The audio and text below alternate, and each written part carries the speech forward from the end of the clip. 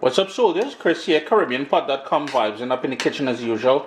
After I shared this some clips on Instagram, if you're not following me yet on Instagram, you can get me on Instagram at CaribbeanPot. But after sharing some clips of making this stewed pigeon peas, a very quick version, there were a lot of requests for that, so that's what we're doing today.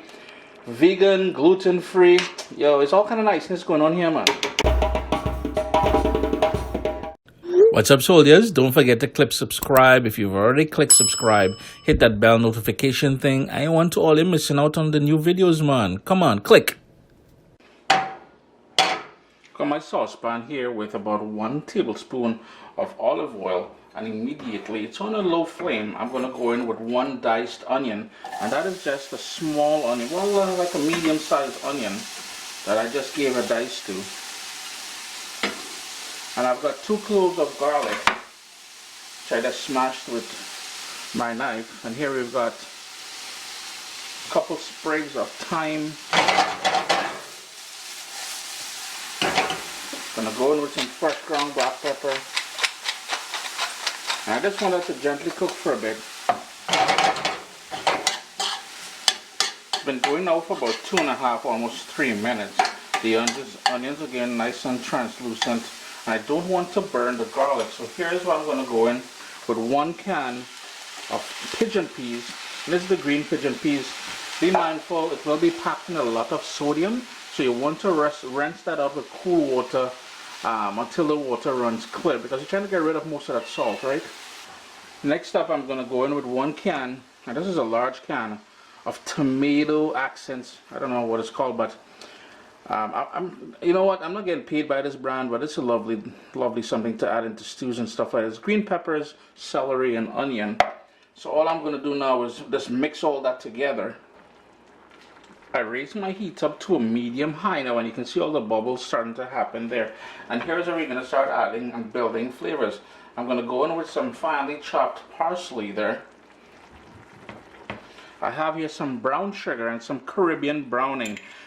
Full list of ingredients that I use here today, and that Caribbean browning is going to give it a lovely sort of caramel flavor and color. Give that a quick little stir. Get the rest of that browning, and you can get that Caribbean browning at any Caribbean or West Indian grocery store. I see them now in the Asian markets, to be honest with you. We'll need a little bit of water to bring that all together, so that's about a 1/4 cup of water. And couple more quick things to go in there. Some Caribbean green seasoning. Really push the envelope when it comes to the herbal elements of this dish. Give that another quick stir just to bring it all together.